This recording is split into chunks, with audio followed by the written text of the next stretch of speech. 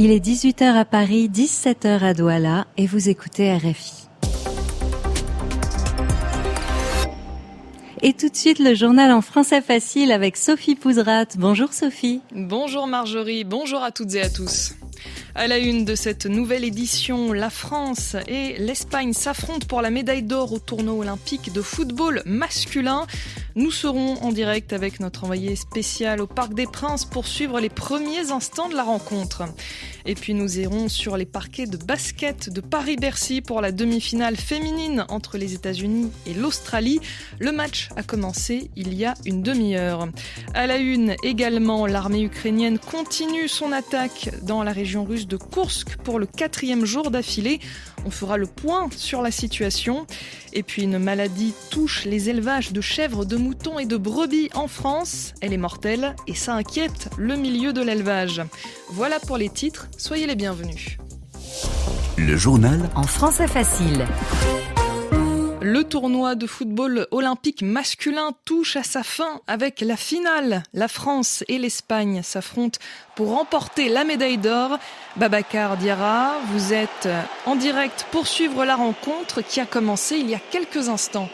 Oui, bonjour Sophie, le match a commencé depuis 1 minute 30 ici, toujours 0-0 évidemment, avec un public du Parc des Princes qui est largement évidemment acquis à la cause des Français. Les dernières places s'arrachaient à prix d'or ce matin parce que c'est une finale relativement rare pour l'équipe de France qui n'a pas gagné de médaille d'or dans le tournoi masculin olympique depuis 1984 et l'édition des JO à Los Angeles. Alors forcément, cette équipe dirigée par le sélectionneur Thierry Henry a de l'ambition, un sélectionneur qui, depuis le début, affirme qu'il a vu la médaille d'or dans l'escarcelle de cette équipe française.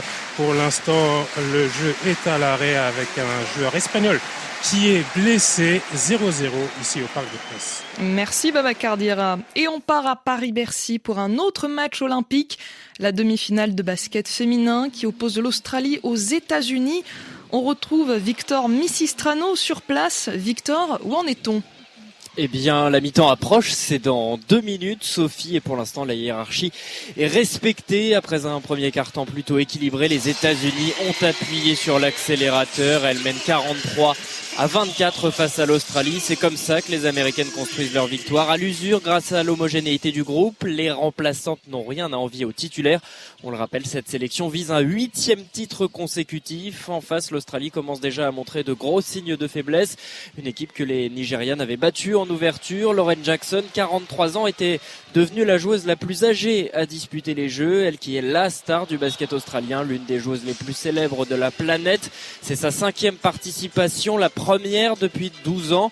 Lauren Jackson a systématiquement été médaillée entre 2000 et 2012. Peut-être l'un des rares motifs d'espoir pour l'Australie, qui se dirige pour l'instant vers le match pour le bronze dimanche contre la Belgique ou la France qui s'affrontent ce soir dans l'autre demi-finale. Pour l'instant, les États-Unis mènent largement 43-24 face à l'Australie.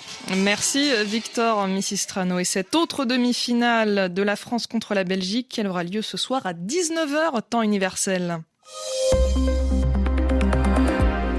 Au Venezuela, l'opposition offre des garanties au président Nicolas Maduro s'il quitte le pouvoir. C'est ce qu'indique la chef de file de l'opposition dans un entretien à l'agence France Presse. Elle demande aussi plus de soutien de la part de la communauté internationale. Nicolas Maduro avait été réélu fin juillet au terme d'un scrutin contesté dans le pays. Le conflit entre l'Ukraine et la Russie se poursuit. La frappe russe sur un supermarché ukrainien a fait au moins 10 morts dans l'est du pays, selon un dernier bilan des autorités. Et plus au nord, du côté de la Russie, les combats font toujours rage dans la région de Koursk, qui se situe à la frontière avec l'Ukraine, alors que l'armée de Kiev a lancé une attaque surprise il y a 3 jours. Bonjour Anastasia Becchio. Bonjour. L'armée russe envoie des renforts. Oui, elle envoie plus de soldats, mais aussi des armes, des lance-roquettes multiples ou des chars pour tenter de stopper les unités ukrainiennes. La télévision de l'armée russe, Zvezda, montre des images de trains chargés de blindés avec des canons qui se dirigent vers la zone où se déroulent les combats. Des responsables du groupe Wagner ont fait savoir qu'ils étaient prêts à envoyer des hommes, notamment ceux qui sont déployés au Mali. Peu d'informations fiables, vérifiées, sont disponibles sur cette incursion surprise de l'armée ukrainienne. Selon plusieurs sources, les troupes ukrainiennes ont occupé des villages à la frontière russe et le ministère russe de la Défense annonce des combats à Soudja. Cette ville est située à 10 km de la frontière. Selon une information qui n'a pas été confirmée par Moscou ou Kiev, un important convoi de véhicules russes a été touché par une frappe la nuit dernière sur la route qui mène à la ville de Rilsk, à une trentaine de kilomètres de la frontière. Ces combats ont aussi des répercussions de l'autre côté de la frontière, côté ukrainien, où la police annonce l'évacuation de 20 000 habitants des zones bombardées par les Russes. Merci Anastasia Becchio. Et dans ce conflit, la Russie est soutenue par le Mali et ça ne plaît pas à Stockholm. Ce mercredi, un des ministres du gouvernement suédois a dénoncé ce soutien sur le réseau social X. Résultat, ce vendredi, la junte malienne demande à l'ambassadrice de Suède de quitter le pays dans les 72 prochaines heures. La junte, c'est le nom donné au groupe de militaires haut gradés qui s'est emparé du pouvoir politique. C'était en 2023 au Mali. Autre conflit, celui entre Israël et le Hamas. Ce vendredi, l'armée israélienne a lancé une nouvelle attaque dans la ville de Khan Younes, dans la bande de Gaza, alors que plusieurs pays, comme la France et le Royaume-Uni, appellent à nouveau à une trêve dans les combats. Par ailleurs, Israël accepte de reprendre les discussions pour un cessez-le-feu dans la zone à partir du 15 août. Le conflit est aussi un sujet de la campagne présidentielle américaine. La candidate du Parti démocrate, Kamala Harris, n'envisage pas d'embargo sur les armes destinées à l'État hébreu, c'est-à-dire qu'elle n'envisage pas de suspendre l'envoi d'armes pour Israël. Une précision qui arrive parce qu'elle a été interrompue pendant une réunion publique par des militants pro-palestiniens. C'était ce mercredi dans le Michigan, un État qui compte une importante communauté d'origine arabe. C'est un été décidément difficile pour le monde agricole en France, alors que la récolte de blé tendre s'annonce catastrophique cette année. Les éleveurs de brebis, de chèvres et de moutons, eux, font face à une épizootie, c'est-à-dire une épidémie qui concerne les animaux. Bonjour Pierre-Olivier. Bonjour Sophie. C'est une fièvre catarrhale meurtrière. Cette maladie se répand en France et une vaste campagne de vaccination vient d'être lancée. Oui, on appelle aussi cette fièvre la maladie de la langue bleue, trouble respiratoire, fièvre et langue qui devient de couleur bleue. La fièvre catarrhale ovine se manifeste sous diverses formes et peut entraîner la mort des animaux. C'est par l'intermédiaire de petits insectes, des moucherons, qu'elle se transmet et infecte en quelques jours l'ensemble d'un élevage. La fièvre catarrhale se décline en plusieurs sérotypes, c'est-à-dire des souches différentes de la maladie.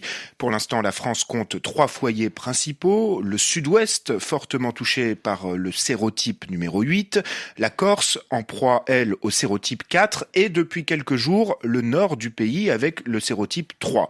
C'est d'ailleurs ce dernier variant qui inquiète le plus, car les ovins, c'est-à-dire les chèvres, les moutons, les brebis, n'ont pas développé de résistance et y sont donc particulièrement sensibles. Pour éviter que le sérotype 3 se répande dans toute la France, le ministère de l'Agriculture a lancé lundi dernier une campagne de vaccination gratuite. Les autorités disposeraient de plus de 4 millions de doses. C'est le seul moyen connu pour l'instant pour lutter contre la propagation de la fièvre catarrhale, qui, je vous le rappelle, n'est pas transmissible aux humains ou aux aliments.